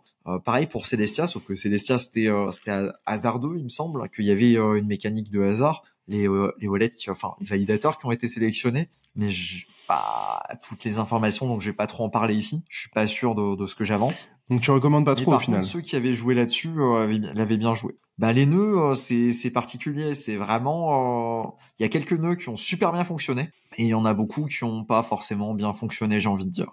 Maintenant, il y a quasiment tous les projets qui te proposent de faire tourner des nœuds. Mais pour toi, par exemple, si tu devais farmer un projet et quitte à choisir entre farmer en tant qu'utilisateur ou en tant que validateur, toi tu ferais quoi? Je pense que c'est à voir au cas par cas. Tu vois, si ça te prend le même temps, la même énergie, le même argent, tu choisirais quoi? Qu'est-ce qui a la meilleure espérance de gain selon toi? En général, j'aurais plutôt tendance à dire les nœuds. Ok. Mais c'est pas aussi évident que ça. Parce que ça dépend. Faire tourner un nœud, c'est pas compliqué. Hein. Franchement, ça fait peur parce que tu travailles avec du code, des choses qui, quand tu les lis, tu vois, tu comprends pas trop ce que tu fais. Mais en réalité, faire tourner un nœud, c'est pas bien compliqué. Très souvent, t'as des pass-bins d'une dizaine, vingtaine, cinquantaine de commandes. Tu fais copier-coller, copier-coller, copier-coller. À partir du moment là où t'as loué ton nœud, et que tu fais ça, il y a pas de gros soucis qui peuvent t'arriver. Alors après, par contre, si t'as un problème, là, c'est vraiment un petit peu plus la merde parce que si tu connais rien, c'est bonne chance. Si tu connais rien, c'est bonne chance, ouais. Soit tu vas sur le Discord du projet et t'as de la chance, il y a un mec qui a eu le même problème que toi et il y a quelqu'un qui lui a répondu avec la solution qui va bien et t'as de la chance parce que c'est exactement la même solution pour ton problème. Soit tu sais pas et t'es emmerdé et du coup là c'est plus tricky parce que soit t'as vraiment une équipe qui s'occupe d'aider les gens qui font tourner des nœuds et donc tu peux leur demander et eux vont vraiment t'aider. Soit t'as pas le choix, tu dois bouffer de la documentation pour comprendre, tu dois demander à ton GPT, peut-être qu'il a un tips à droite à gauche qui te dit là c'est parce que je sais pas. En vrai, GPT, je pense qu'il peut t'aider quand même. C'est possible que dans l'un ou l'autre cas, tu vois, il puisse t'aider. Moi, perso, ça m'a déjà été utile 1 ou 2 fois. Mais c'est relativement démerde-toi, quoi. Parce que c'est quand même relativement complexe quand t'as une erreur. Et parfois, t'as des erreurs, tu sais pas d'où ça sort. Même les mecs sur le Discord, ils vont te dire, on sait pas. Ouais. Réinstalle ton nœud, réessaye, et puis si t'as un petit peu de chance, ça marche. Je voulais revenir un peu plus sur toi. Tu sais, on parlait un petit peu de tes débuts, de tes premiers airdrops, etc. Comment t'as réussi un petit peu à structurer tout ce que tu faisais d'un point de vue airdrop en vidéo? À quoi ressemblent tes journées? Est-ce que t'as des routines de farming? Tu vois, quel est un petit peu ton quotidien en tant que farmer d'airdrop à temps plein, je sais plus. Ça change tous les jours. Est-ce que t'as des routines, tu sais, pour te dire, ok, je dois paraître humain pour ce réseau et du coup, tous les jours ou tous les 2 jours, je fais cette action. Est-ce que t'as des checklists? Est-ce que c'est un peu plus en mode freestyle? Comment tu gères ces trucs-là? Parce que C'est un il y a tellement mélange de choses à gérer en même temps. c'est un mélange entre j'ai des checklists et du freestyle. Ok. C'est un mélange entre ces deux-là. En fonction de ce que c'est, si c'est vraiment des choses que je vais considérer comme gros et importants, j'ai un Notion sur lequel je traque les wallets et qu'est-ce que j'ai fait comme activité, qu'est-ce que j'ai fait comme volume, depuis quand je suis dessus, est-ce que j'ai fait ma transaction du mois, est-ce que j'ai fait ma transaction de la semaine, avec un petit coche que je viens effacer tous les mois, tu vois, pour que ça soit cohérent. Mais c'est combien d'heures Effectivement. par jour, par semaine, par exemple? Genre, sur une journée, genre, en vrai, genre, le minimum de temps que tu dois passer pour entretenir ton farm sur ce que tu farmes actuellement, c'est combien de temps, tu penses? J'en ai aucune idée. C'est quoi, c'est En juste fait, plusieurs heures, c'est 2-3 heures, ou c'est vraiment, genre, ce qui est toute ta compliqué, journée? si tu veux, c'est que mon job, c'est pas que faire des transactions. Mon job aujourd'hui, c'est plutôt la création de contenu. Je passe beaucoup plus de temps à faire du contenu, que ce soit à tourner, etc., à faire les vidéos, qu'à chasser les airdrops de façon quotidienne. Après, il y a beaucoup de temps à faire des recherches, chose que personne ne voit, mais effectivement, c'est un truc. En fonction de ce que tu vas faire, il faut faire des recherches. C'est pas tomber sur un thread écrit par un bonhomme random et effectivement le bonhomme il dit faut faire ça, alors tu fais ça et puis toi tu le traduis en français et tu fais une vidéo dessus. Non, ça va plus loin. Il y a très clairement des recherches à faire, faut savoir un petit peu de quoi tu parles, faut avoir une bonne idée, faut avoir le contexte. Et beaucoup de ça vient aussi d'un historique. Alors, ça fait quand même un petit moment maintenant que je suis dans la crypto, tu vois, j'ai déjà vu pas mal de choses, j'ai l'historique de pas mal de projets. Et ça, c'est extrêmement pratique parce que tu peux comparer à telle chose que tu as déjà vue, telle chose que tu n'as jamais vue. Et tu peux te dire, ça, il y a plus de chances que ça ressemble à ça. Donc ça, c'est un DEX, par exemple, c'est basique les DEX. Ça, c'est un bridge. Donc les bridges, on va les jouer comme ça. On peut regarder pour optimiser parce que dans certains cas, ça peut très vite te coûter très cher si tu t'amuses pas à faire de l'optimisation. Il y en a dans d'autres cas, c'est des choses qui sont tellement obscures que tu es obligé vraiment de tâtonner avec 2-3 dollars pour essayer de faire des tests pour voir si ça marche pas. Parce que tu passes par des routes qui sont peut-être utilisées par 5-10 personnes. Parce que c'est des trucs vraiment underground. Je pense à Wormhole, par exemple, là où il y a personne qui s'amuse à faire des transactions sur Wormhole parce que c'est vraiment underground. Ça fait peur. C'est de la merde, surtout. Oui, non, oui. Enfin, j'avais regardé une de tes vidéos extrêmement bien son taf. Une de tes vidéos à ce sujet-là. Et toi-même, je crois que tu rencontrais des difficultés dans la vidéo. Et moi, pour le coup, je crois que je l'avais utilisé notamment en lien avec Solana. Et je crois que j'avais fait des tests et que j'ai eu de l'argent qui a disparu et que genre j'avais tellement la flemme parce que je trouvais pas où retrouver mon argent que j'ai abandonné. Ah oui, c'est vraiment Wormhole, si tu veux, il fait très bien son taf. C'est un bridge qui fonctionne très juste bien. Absorber ton argent. Mais c'est un trou noir, ça s'appelle trou noir, c'est pas pour rien. Hein. Non mais tu vois ce que je veux dire? Je sais pas si t'as eu la même sensation que moi, mais moi en tout cas c'est ce que j'ai ressenti. Ah bien sûr, quand j'ai fait mes premières transactions dessus, toutes les 2 secondes, je me disais mais attends, j'ai perdu mes fonds là, c'est j'ai envoyé 1000 balles, je les reverrai plus, tu vois. Oh, ouais. En réalité, si tu prends le temps de comprendre comment ça fonctionne, parce que c'est pas comme les autres bridges, tu sais, les autres bridges, tu fais ta transaction et c'est tout en fait.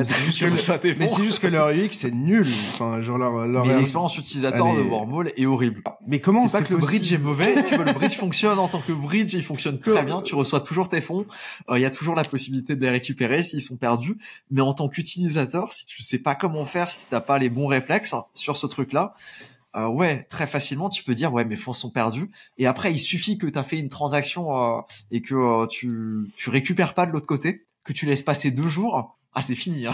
Ah bah, moi, je crois que c'est fini. Si t'y penses pas. Mais techniquement, tu peux toujours le récupérer. Hein. Techniquement, ils sont toujours disponibles. T'as toujours un claim. Mais plus tu laisses passer de temps, moins t'y penses, plus ta transaction est ensevelie loin. Ouais. Et ouais, moins t'as de chance de te dire, faut peut-être que je repasse dans 3 jours récupérer. C'est pour ça quand je farm Wormhole, j'ai un document texte à côté et il est à jour sur ma dernière transaction pour savoir où est-ce qu'ils sont censés être mes fonds. Tu vois. C'est terrible. Parce que t'as pas des banques qui va te dire tes fonds sont là ou pas, c'est des tokens qui sont wrappés, des banques les reconnaissent pas, ces tokens-là ils existent pas. Parfois t'es obligé t'as une fonction spéciale si tu veux parce que t'as Portal, le bridge classique, pour les gens qui veulent faire des bridges, on va dire standard avec Wormhole. Et t'as la version Portal avancée, là où c'est quand ton jeton apparaît pas dans Portal parce que t'as fait une manip un peu douteuse, ou alors parce que tu vas aller sur une blockchain qui est pas trop familière avec Portal, qui est pas trop utilisée. Donc t'as la possibilité d'ajouter là-dessus, et tu dois importer ton jeton. Ton jeton, il y a même pas écrit la somme que tu possèdes avant que tu cliques dessus. Enfin, c'est vraiment. Moi, j'utilisais Mayan, c'est c'était chaotique. parfait. Mayan, Across. Ouais. Ça fonctionne bien. C'était ça. vraiment Mayan, bien. c'est Wormhole. Bah voilà. Cool. Mais pourquoi on n'a pas juste eu Mayan depuis le départ en tout cas, pourquoi ça n'a pas été le truc mis en avant? Parce que les autres expériences que j'ai eues de Wormhole, c'était vraiment terrible, quoi. Ben, c'est justement ça ce qui est génial, tu vois. C'est parce que ça fait peur à tout le monde. Hein. Moi, ça me fait kiffer. Je voulais peut-être revenir sur ta création de contenu. Tu vois, tu disais que aujourd'hui, une bonne partie de ton temps, c'est créer du contenu. Une question qui est évidente à mes yeux, c'est est-ce que t'as pas peur de trop te diluer entre guillemets sur certains airdrops en partageant ton contenu? Est-ce que tu gardes certaines techniques, stratégies, certains airdrops pour toi?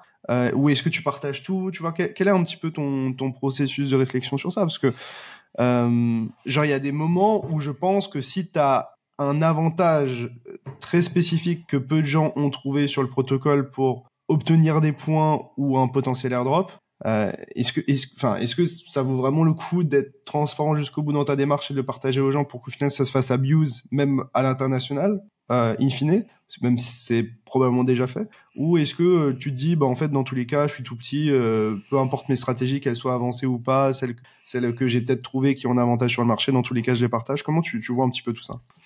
Je sais pas si c'est clair. Déjà, faut dézoomer un petit coup parce que je suis petit en fait à mon échelle. Hein. Faut pas croire que je suis un monstre machin. Oui, mais les choses vont vite. Des vidéos, les choses vont vite. C'est ce que j'ai appris avec vidéos, YouTube ouais. et la crypto. Parce que la majorité de mes vidéos, elles vont faire 3000 vues. Allez, les plus grosses, elles ont fait 15 000 vues. À mon échelle, vraiment, il y a peut-être 10% des gens qui vont regarder la vidéo, qui vont vraiment suivre la vidéo, qui vont vraiment faire les actions dessus. Je sais pas en Pro Arbitrum. On dit que c'est mes meilleures vidéos. Je sais pas, j'ai fait 3 vidéos sur Arbitrum, ça fait 15 000 personnes. Non, mais je parle pas forcément d'Arbitrum. Arbitrum, c'est trop gros, c'est pas marrant. C'est trop gros. Non, mais même si je prends les plus petits, à leur échelle, je représente rien, en fait. Vraiment. C'est ridicule, la somme de personnes que moi je peux apporter par rapport à des swaders anglophones qui, eux, vont le faire et eux vont ramener 20 fois plus de personnes pour un contenu même plus petit ou juste un tweet, tu vois. Ouais, mais si t'as une stratégie spécifique, tu vois, c'est ça que je me dis. Là, par contre, là, c'est différent. Là, c'est différent, tu vois. C'est pas la même chose. Ça, pour le coup, j'ai testé différentes approches. Par exemple, l'été dernier, quand il y avait Layer 0, Layer 0 qui était un airdrop sur lequel tu pouvais pas juste faire des transactions basiques sur Stargate. Enfin, si tu peux techniquement, mais c'est pas très marrant. Il y a plein de stratégies et il y a plein de projets. Et l'avantage de l'airdrop de Layer 0, ce qui m'a fait vraiment kiffer sur celui-là, et c'est pour ça que c'est celui sur lequel je suis le plus investi, c'est que c'était de la chasse au trésor. Vraiment, Layer 0, en fait, Layer 0, si tu veux, c'est un Lego. Et les gens, n'importe qui peut créer son projet. C'est comme l'INEA aussi, je crois. C'était long. Ouais. Et donc, n'importe qui peut construire sur Layer 0 un bridge qui est powered by Layer 0. Et les gens mettent un petit peu leurs conditions qu'ils veulent sur le bridge, c'est-à-dire s'ils veulent prendre des frais sur le bridge ou pas. Et donc toi, ton objectif, si tu veux optimiser, c'est de trouver le mec qui te propose de faire des bridges par Layer 0 qui coûte le moins cher possible. Et ça, c'est des stratégies qui ont pas mal changé, qui ont pas mal évolué avec le temps. Et au final, tu montes ton bridge. Ouais, ça, c'est la solution ultime et c'est un truc que je vais envisager de déployer des contrats sur Layer 0 V2, ouais.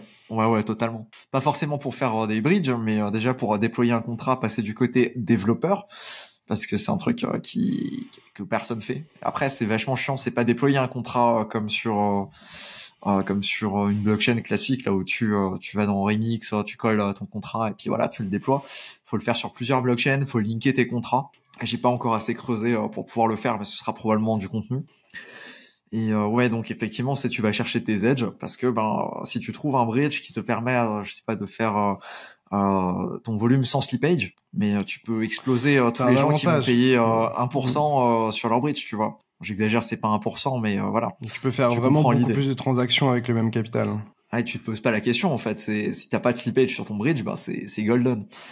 Et c'était un petit peu, c'est ce que j'ai trouvé sur Layer 0, qui est relativement niche et ça existe. Il y avait plusieurs versions Tout début, c'était sur Magic Internet Money, mais c'est plus le cas. Maintenant, ils ont un frais flat. Mais avant, c'était vraiment, tu bridgeais 1000 Magic Internet Money, donc les mimes. D'ailleurs, je sais pas s'il est remonté, il y a eu un hack il y a pas longtemps dessus. Et tu les bridgeais en un pour un sur une autre blockchain. Et tu faisais ton volume et tu payais quasiment rien parce que tu pouvais utiliser des blockchains comme Phantom, Avalanche, etc. là où t'avais quasiment pas de frais. Ça c'est un edge, tu vois, parce que c'est vraiment des trucs qui sont nichés. Il y a pas grand monde qui connaît ce genre de bridge. Du coup, tu partages quand même ça ou pas? Il y en a d'autres qui existent. Celui-là, j'avais partagé, mais en fait, ce que j'avais fait, c'est que sur des trucs comme ça, là où je vais vraiment dailler, j'ai vraiment creusé parce que c'est des trucs là où tu trouves pas forcément l'information sur Twitter, des trucs comme ça. Là, il faut aller plus loin et ça, c'est du contenu que j'avais mis en payant. Du coup, j'avais fait une feuille de triche, j'appelle ça. Et c'est un Notion, si tu veux, vraiment, mais paquet. Il y avait 4 ou 5 vidéos, il y avait énormément de pages sur, par exemple, comment toucher une centaine de contrats sur Layer 0, sur vraiment optimiser tout ce que tu peux optimiser sur Layer 0 avec les transactions, les frais de chaque transaction qui étaient indiqués, quel bridge prenait des frais, quel bridge prenait pas de frais, comment tu pouvais bridger des NFT, etc. Et il y avait pas mal de choses à faire sur le sujet. Okay. Et c'est quelque chose que je vais relancer parce que jusqu'en ce moment, j'ai pas trop eu l'occasion de le faire. Mais là, je vais le refaire avec une newsletter payante, là où il y aura effectivement du contenu un petit peu plus spécifique et vraiment niche et le genre de truc que j'ai pas trop envie de partager à grande échelle, quoi. Avec ton expérience dans le farming d'airdrop, etc., quels ont été tes plus gros apprentissages, en tout cas tes plus grands apprentissages dans un sens, quelles leçons t'as un petit peu tirées qui te servent aujourd'hui très souvent et qui pourraient peut-être aider les personnes qui te regardent ou qui nous regardent tout simplement jusqu'à maintenant? C'est compliqué comme question, ça. Je pense que la question peut être formulée autrement, c'est quelles ont été les plus grandes erreurs que t'as commises et quels ont été les coups où tu as gagné le plus d'argent avec les airdrops. Et je pense que déjà avec ça ça peut peut-être aussi ouais, c'est la question un petit peu plus directe. Ouais. Une erreur, si tu veux, que je pourrais dire, c'est d'avoir commencé, je sais pas si c'est vraiment une erreur, c'est même plutôt logique en fait, mais c'est d'avoir commencé de façon assez faiblarde. C'est-à-dire, je voulais d'abord tester, tu vois, pour Arbitrum. J'ai testé, c'était vraiment le premier airdrop sur lequel j'étais positionné. Et je l'ai fait avec un wallet. J'ai pas bridgé des sommes folles, il y avait 100-200 $ sur mon wallet, tu vois, vraiment rien d'exceptionnel. J'ai quasiment pas fait de swap, j'ai pas fait de volume, j'ai pas chopé tous les points sur le volume, etc. Et au final, j'ai quand même chopé 3250 Arbitrum dessus sur le wallet, alors que foncièrement, il y avait pas grand-chose. Il y avait, par rapport à ce que je fais aujourd'hui, tu vois, il y avait vraiment rien sur le wallet en activité. Ouais, t'aurais pris beaucoup plus normalement. Pourtant, quoi. Arbitrum était absolument indécent d'un point de vue ce que j'ai chopé dessus par rapport à ce que j'ai investi. Je sais pas, j'ai peut-être dépensé 100 $ en frais sur Arbitrum, grand maximum. Et j'ai récupéré, là, à l'heure actuelle, ça vaut 5700 $. Donc effectivement, le fait de pas être allé dessus avec force, aujourd'hui, je me dis putain, mais pourquoi j'ai pas fait ça? Et donc c'est pour ça qu'aujourd'hui, les choses évoluent, tu vois. Et puis aujourd'hui, sur un layer 0, ça fait j'ai 14 mois d'activité sur un layer 0. J'ai plus de 100 000 $ de volume. J'ai quasiment coché toutes les cases que tu peux cocher, le maximum en tout cas de cases que tu peux cocher. J'ai providé de la liquidité. Et là, j'ai bientôt me prendre un cluster. Ça se voit, t'en peux plus le layer 0. Tu veux plus entendre parler. Non, franchement, ça va. J'aime bien. J'aime toujours bien un layer 0. Après, je suis plus autant actif que... S'il te paye rien, t'es en PLS, là. Waouh, je sais pas, je pense que j'ai dépensé 500 balles par wallet, quand même. À peu près, pour donner un ordre d'idée. Tu farmes avec combien de wallets, en vrai? Entre 6 et 7 en fonction de ce que je fais. Ok, c'est très précis. Dire que les 6 et 7, c'est vraiment... Ouais. 6,5. Ok. Je sais jamais, je crois que c'est 6. Et tu farmes de la même manière sur tous les wallets, ou est-ce que tu fais plusieurs profils de wallets, genre Absolument pas, je fais pas la même chose sur chaque wallet. Okay. Sauf pour un layer 0 par exemple, mais je fais pas la même activité, tu vois, sur chacun des wallets. Ils ont tous des profils un petit peu différents, j'en ai 2 ou 3 qui sont vraiment à fond sur layer 0, tu vois, qui cochent le plus de cases possible, et j'en ai d'autres qui sont un petit peu plus faibles, parce qu'après il faut aussi avoir les fonds, tu vois, pour alimenter je sais pas combien de wallets, pour pouvoir faire des transactions, etc.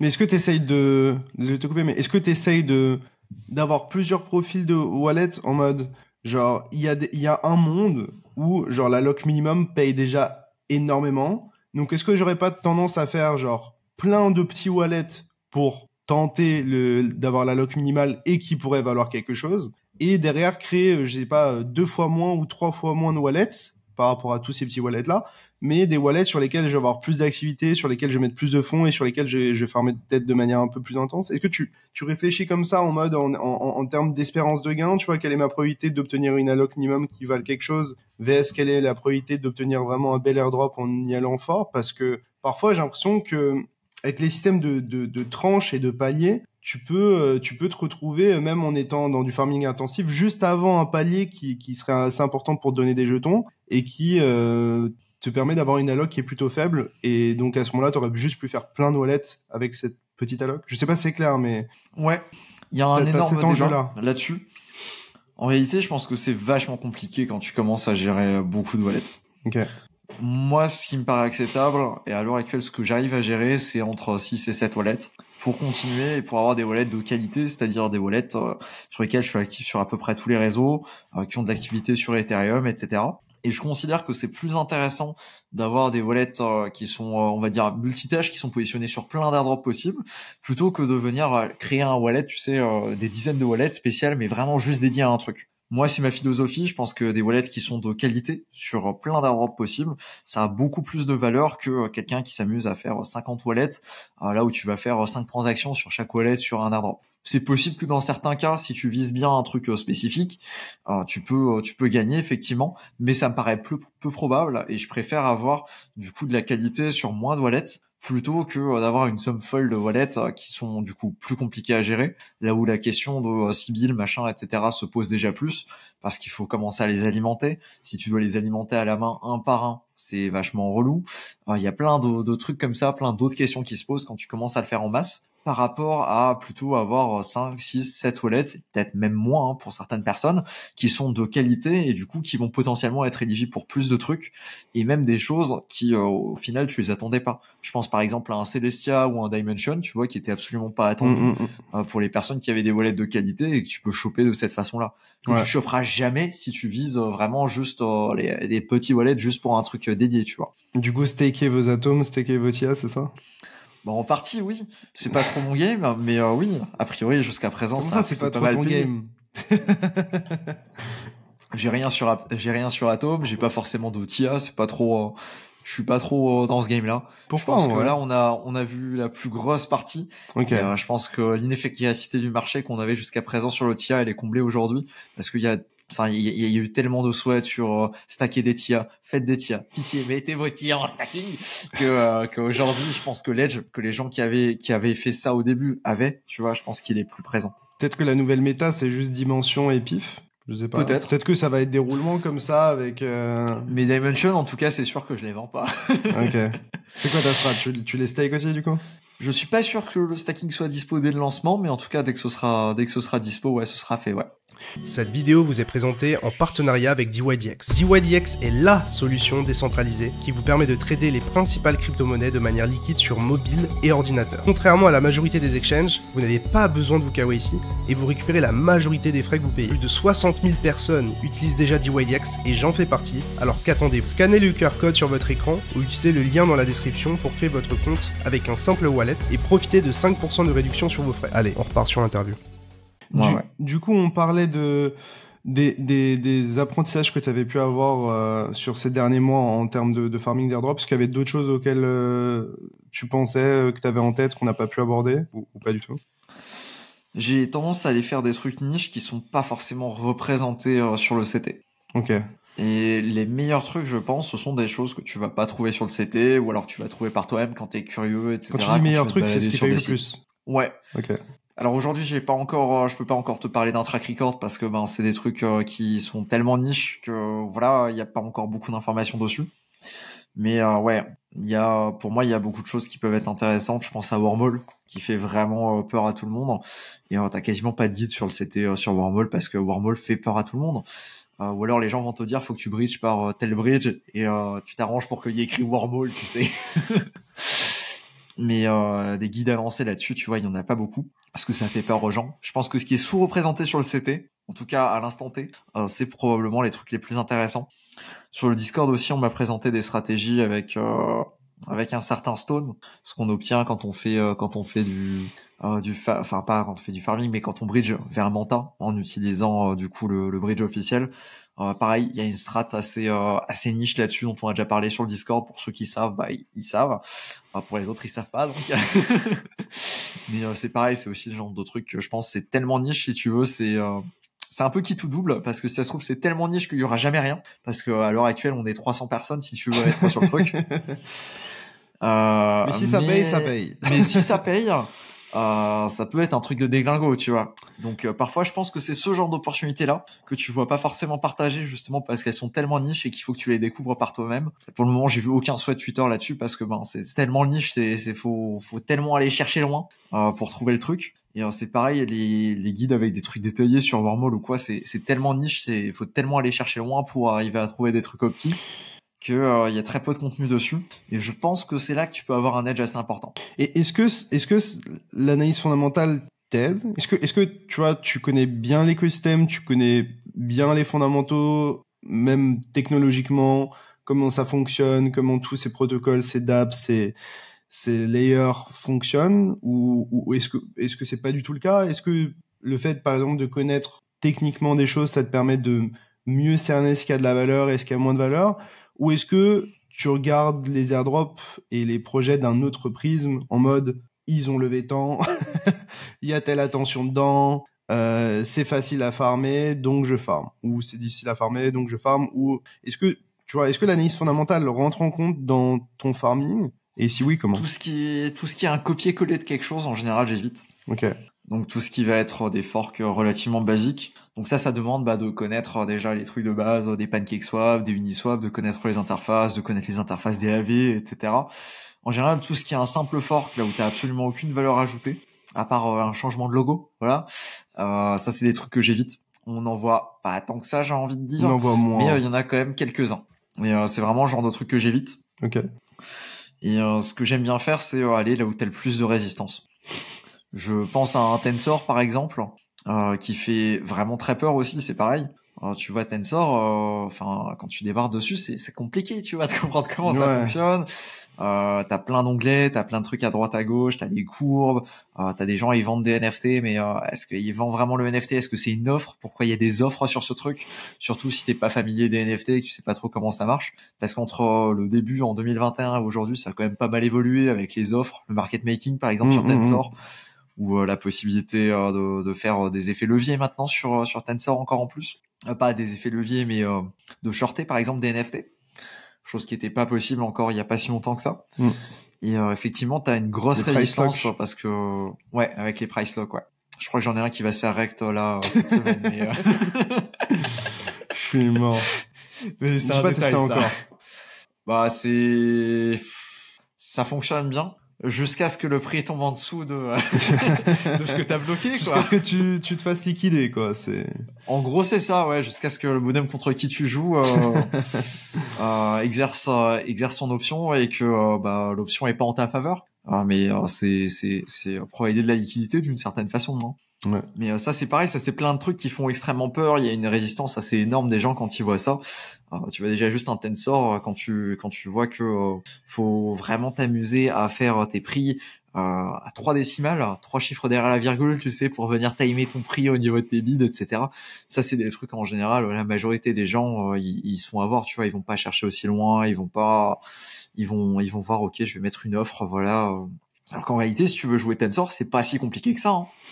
Mais du coup, genre, toi, t'estimerais à quel niveau, par exemple, tes connaissances fondamentales? Est-ce que tu penses que t'es un bon analyste fondamental, ou est-ce que c'est pas du tout ton cas? Tu vois? Est-ce que t'arrives à percevoir la différence de valeur et de capitalisation entre, je sais pas, un layer 1, un layer 2, une dApp, tu vois, juste un bridge, enfin, tu vois, est-ce que ça va influencer par exemple ton farming d'airdrop, le fait de comprendre aussi les différences de capitalisation de projet? Parce que j'ai un peu l'impression que aujourd'hui on est un peu dans la course au farming et qu'il y a beaucoup de débutants qui farment pour farmer et qui ne comprennent pas ce qu'ils farment et qui ne comprennent pas ce qui peut ou ce qui va avoir de la valeur d'une certaine manière. Donc j'ai l'impression que savoir un petit peu comment le marché a tendance à capitaliser, chaque type d'acteur sur le marché, un layer 1, un layer 2, un bridge, tu vois, un truc qui permet de swapper, etc. Est-ce que ça t'aide et est-ce que tu as peut-être des conseils à donner aux gens à ce niveau-là? Ben, avant de farmer les airdrops, de savoir comment ça fonctionne la DeFi, les plus gros trucs. Que ce soit le Commencer par les bases. Ouais, les bases, tout simplement. Mais je sais, je vois parfois des gens, ils savent pas. Par exemple, ta transaction, elle passe pas sur Ethereum, tu vois. Ils sont en panique. Qu'est-ce qui se passe? Pourquoi ma transaction est bloquée, tu vois? C'est pareil, c'est des trucs, ça paraît compliqué, mais quand tu réfléchis, quand tu commences à zoomer dessus, et tu poses la question et tu te dis, mais pourquoi ma transaction est pas passée? Ah d'accord, il y avait pas assez de GUI. C'est quoi le GUI? Comment ça fonctionne? Les frais de gaz, machin, c'est des trucs comme ça. Et après, plutôt au niveau des projets, c'est vraiment avoir les Lego de base. Je sais pas comment ça fonctionne un DEX, par exemple, tout simplement. Avant de chercher à farmer tel DEX parce qu'il permet de faire telle chose, connaître le fonctionnement d'un DEX, comment ça fonctionne les pools de liquidité, qu'est-ce que c'est la liquidité concentrée pour ceux qui sont en Uniswap V3 par exemple, et ce genre de choses-là, ben c'est très important je trouve. Okay. Et il n'y a pas tout le monde qui va aussi loin, il n'y a pas tout le monde qui sait comment ça marche les frais là-dessus, etc. Comment faire un LP, surtout sur Uniswap V3 ou équivalent, là où tu vas devoir gérer ton range, faire un range custom, etc. C'est des trucs qui sont un peu chiants, j'ai envie de dire, quand tu débarques, mais si t'as pas ça, en fait, t'es bloqué très vite. Il y a pas tous les projets qui vont te demander de savoir utiliser un Uniswap V3 et de faire un LP, mais si tu veux comprendre comment les choses fonctionnent réellement, ben t'as pas le choix que de savoir comment faire un LP sur un Uniswap V3, quoi. Il faut tester. Comment fonctionne un bridge. Il faut utiliser la blockchain, en fait. Il faut juste tester plein de trucs, et à force de ça, je pense que vous apprendrez beaucoup de choses. Et enfin, en soi, ce qui a le plus de valeur dans ce marché-là, pour moi, c'est l'expérience, hein. En réalité, plus t'as d'expérience, plus tu t'évites des erreurs, plus t'arrives à comprendre ce que le marché valorise, ce qu'il anticipe, ce qu'il n'anticipe pas, etc. Et je pense que c'est vraiment ça qui fait la différence à la fin. Ah oui, de toute façon, pour apprendre, il faut se faire mal, il faut perdre des thunes, hein. Si tu perds pas de thunes, t'apprends pas ta leçon. Bah, tu peux pas être le meilleur farmer d'airdrop et passer 20 minutes par jour, quoi. Enfin, t'es obligé d'avoir une certaine expérience, un certain recul, même si t'es un très bon farmer d'airdrop qui passe 20 minutes par jour, il faut que t'aies une énorme expérience à côté pour pouvoir très bien performer. Autrement, ça marche pas, quoi. Après, il y a aussi pas mal de recherche, tu vois, dans ce que ça va coûter, si ça peut paraître intéressant ou pas. Ah oui, non, mais on dit ça, tu vois, mais sur certains airdrops, t'as vite fait d'aligner $100 par airdrop, tu vois. Et c'est quand même des coûts, bah ça s'additionne. Ouais. Donc en fonction de ton bac, bah effectivement, ton objectif c'est évidemment d'être rentable. Et donc, bah quand ça s'additionne, c'est vrai que par exemple sur un layer 0, là où ça fait 1 an et demi qu'on est dessus, effectivement, il y a des gens qui n'avaient pas forcément anticipé que ça pourrait durer aussi longtemps, tu vois. Qu'on passe toujours des transactions, qu'on est toujours actif, que ça existe. Quelle dinguerie, c'est tellement long. Bah ouais, mais c'est un marathon, faut avoir de la patience. Ouais, j'ai l'impression que c'est pas qu'un jeu de récompense instantanée là où tu vois les gens qui gagnent sur un Jito par exemple parce qu'ils étaient positionnés sur Jito, tu vois. Et t'es jaloux? Tu vois le petit sourire là. Mais je veux dire, il y a plein de trucs qui sont vachement plus longs, qui peuvent demander beaucoup. Et le truc, c'est que la majorité des gens, on passe cette réflexion, tu vois, de se dire peut-être dans 1 an j'y suis encore. Et donc ils anticipent pas que ça va leur coûter tant par exemple sur le long terme. Et après c'est aussi de bien voir et de bien comprendre que ce que tu investis c'est un investissement. Et donc moi je considère que ce que j'investis dans les airdrops c'est un truc que je reverrai jamais. Si je revois de l'argent là-dessus, ce qui quand même assez souvent est le cas, bah je suis heureux, tu vois, mais c'est comme si j'avais généré de l'argent, c'est pas j'ai investi tant. Mais plein de gens en fait ils attendent directement, c'est limite ils ont un petit Google Sheet et ils mettent je vais choper $500 sur cet airdrop là, j'en suis sûr, 1500 sur celui-là et mon investissement il est rentable à 100%, alors que c'est absolument pas le cas, on a absolument aucune idée. De quel œil tu vois un petit peu tout ce qui est marché secondaire, revente de points, etc. Parce que j'ai l'impression que c'est quelque chose qui est en train d'apparaître et de prendre de la place. Je suppose que tu as un petit peu surveillé tout ce qui était Whales Market, etc. Dessus, on pouvait acheter du Jupiter, du Jup avant que le jeton sorte. Là, je crois que c'est pareil pour Dim. Je crois que c'était pareil pour Manta. Maintenant, on peut acheter et revendre des points pour Hyperliquid, pour Eigenlayer, pour Frentech, probablement pour d'autres choses à venir. Je crois qu'il était question de MarginFi, de Camino, de Drift. De quel œil tu vois tout ça? Est-ce que c'est le genre d'outil ou de solution que tu vas commencer à utiliser ou pas? Parce que on peut se retrouver avec des points qui valent hypothétiquement quelque chose, et ces solutions-là, comme Wise Market, elles te permettent de t'assurer de cette valeur-là. C'est-à-dire qu'elles te permettent, par exemple, de dire, moi j'ai engagé jusqu'à maintenant $300 pour farmer cet airdrop-là. Et là, avec ces $300, ça m'a permis de farmer genre 1000 points qui valent $5. Et donc, avec $300, j'ai pu farmer l'équivalent de $5000. Est-ce que ce serait pas le moment de prendre des profits? Donc, ouais, de quel œil tu vois ça? Et est-ce que c'est des solutions auxquelles tu vas avoir recours? Ou est-ce que tu es un dégène et tu ne te couvres jamais? Ça, c'est quelque chose qui est relativement nouveau. Du Wise Market, par exemple. C'est quelque chose qui est, ouais, comme tu dis, ça a quelques mois. Je sais pas exactement quand est-ce que ça a été créé. En tout cas, c'est quelque chose qu'on voit apparaître de plus en plus aujourd'hui. Et ça fait seulement quelques semaines, tu vois, que sur le Discord, j'ai des questions par rapport à ça. Faudrait d'ailleurs peut-être que je fasse une vidéo là-dessus et que je fasse plus de recherches pour pouvoir vraiment faire une vidéo un petit peu récap. Vendre ses points, par exemple. Ça pourrait bien, titre bien vendeur, vendre ses points d'airdrop. Vendre ses airdrops à vendre les recevoir. Ouais, il y a quelque chose là derrière. Ça va loin. Mais ça, c'est un petit peu à mettre de côté avec une autre méta qui arrive, avec les NFT un petit peu à assembler, les airdrop puzzle. Tu penses que ça va vraiment prendre de l'ampleur, ça? Parce que je t'en entendais parler, mais jusqu'à maintenant, je crois que j'ai jamais assisté à ça de mon côté. En tout cas, c'est quelque chose que j'ai pas encore touché, quoi, que j'ai pas encore expérimenté. Donc ouais, toi, tu vois par exemple cette pratique se standardiser, être de plus en plus utilisée? Des modèles qui ressemblent à ça, je dirais peut-être pas directement, mais des modèles qui ressemblent un petit peu à ça. Bon, on le voit aujourd'hui, par exemple déjà Linea, ils sont aussi en train de faire un truc un petit peu comme ça. Okay. Là, on sait déjà, ils ont déjà balancé l'information que les NFT Linea qu'on a depuis le testnet. Je sais pas si t'avais fait le testnet de Linea. Non. Ça m'étonne pas, c'était vraiment relou. C'était il y a déjà 8 mois, quelque chose comme ça. C'était pas le truc où il y avait des questions auxquelles on devait répondre tous les jours, ou je sais plus. Il y avait aussi un petit peu de ça, ouais. Ils ont déjà fait plein de choses. Et on a l'information que ces NFT-là auront une certaine valeur en points. Okay. Les fameux points. Les LXP, ils appellent ça eux. Et effectivement, bah tu pourras, alors c'est pas directement assemblé, mais en fonction des NFT que tu possèdes, chaque NFT vaut un certain nombre de points et ça peut se stacker. Et ça, en fait, ce qui est assez pertinent, c'est un petit peu le même modèle qu'un Wise Market. Ça veut dire que ton airdrop que tu as reçu, sous la forme d'un NFT à l'heure actuelle, eh ben, il a déjà une certaine valeur. Par exemple, le NFT du testnet, le alpha, il est à entre 450 et $500 à l'heure actuelle. Produit testnet, okay. Pas déconnant, quoi. Ouais. Et donc, tu peux déjà, si tu veux, d'une certaine façon, sécuriser $500 là-dessus. Tu risques peut-être de passer à côté de plus parce qu'on n'a aucune idée de ce que ça vaut en points et de la relation point en token que tu pourras avoir dans le futur. Mais ça, pour moi, c'est vraiment le genre de choses qui commence à arriver un petit peu de plus en plus, et là où les gens vont pouvoir spéculer sur l'airdrop avant que l'airdrop arrive. On a aussi vu ça avec les NFT sur Manta. Je sais pas si tu avais suivi, mais tu pouvais choper différents NFT en fonction de ce que tu avais fait sur Manta ou alors en fonction des sommes que tu avais bridgées. J'avais pas tout suivi, non. Ben, c'est exactement la même chose. Tu reçois ton NFT. On sait que les NFT à terme, ils vaudront un certain nombre de tokens, on sait pas à l'instant T. Et du coup, il y avait pas mal de personnes sur le Discord qui sont amusées à faire des charts avec des Excel, etc.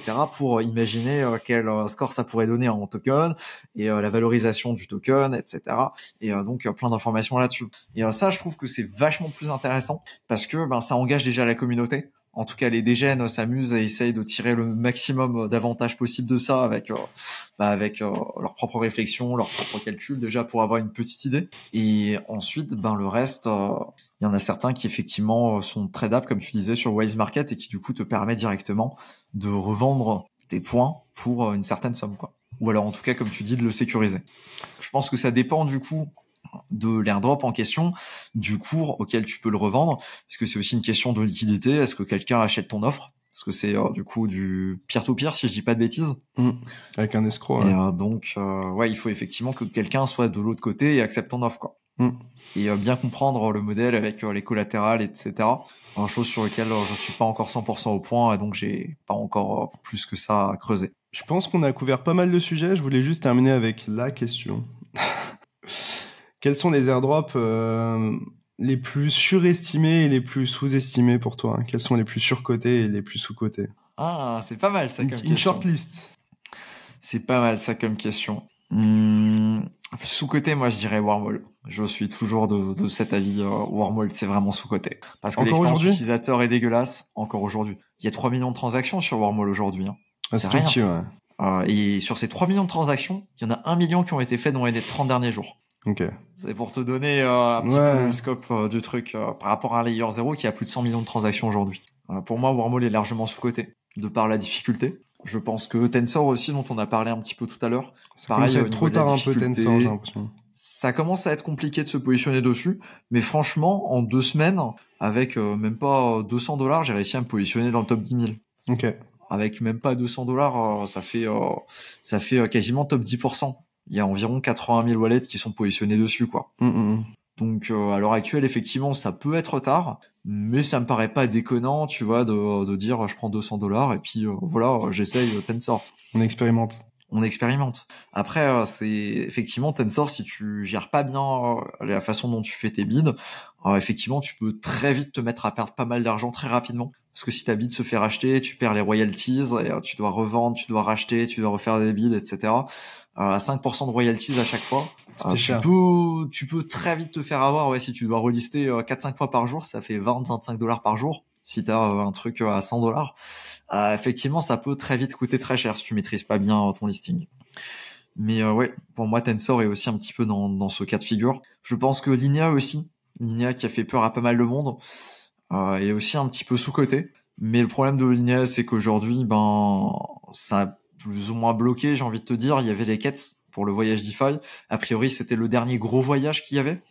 Donc, ça me paraît compliqué, tu vois, de se positionner aujourd'hui, à part avoir de l'activité sur le réseau, qui servira peut-être, hein. Je sais pas, j'ai pas plus d'informations que ça. Je suis pas devin, mais c'est possible. En airdrop surcoté. Pas plus de sous-coté?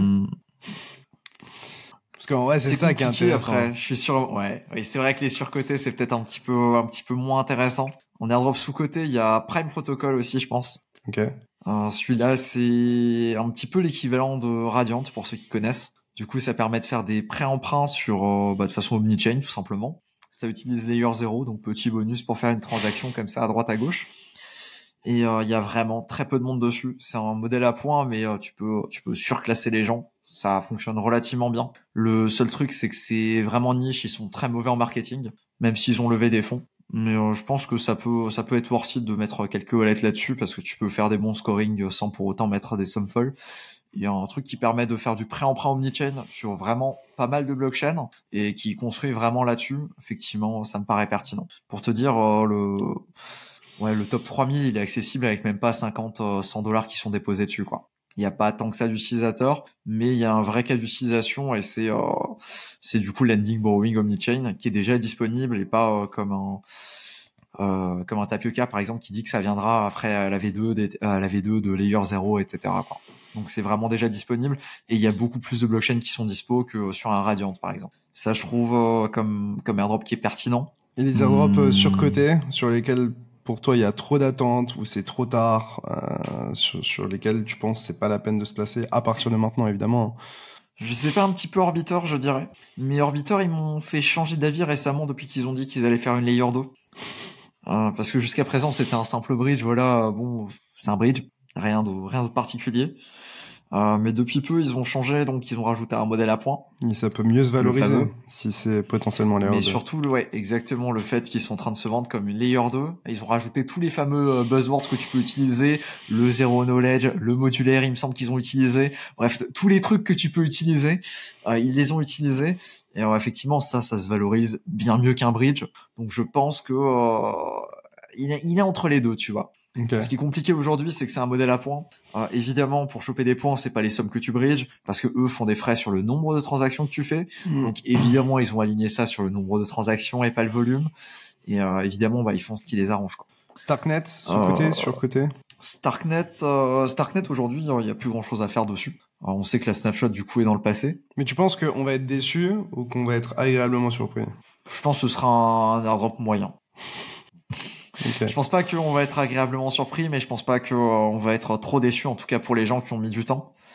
Effectivement, si t'as débarqué, je sais pas, en septembre et que t'as fait 3 transactions dessus, évidemment, faut pas t'attendre à grand chose, sachant qu'on a eu l'information que depuis début décembre, la snapshot était dans le passé. Donc effectivement, si c'est le profil que tu as, bah c'est compliqué. Par contre, si tu as de l'activité depuis 1 an et demi, comme on a sur la chaîne, c'est la première fois que j'avais parlé de Starknet du coup. C'était à peu près il y a 1 an et demi. Ben oui, effectivement là, je pense que c'est plus intéressant. Tu vois, t'as plus de chances d'être positionné correctement et si t'as fait du volume, etc.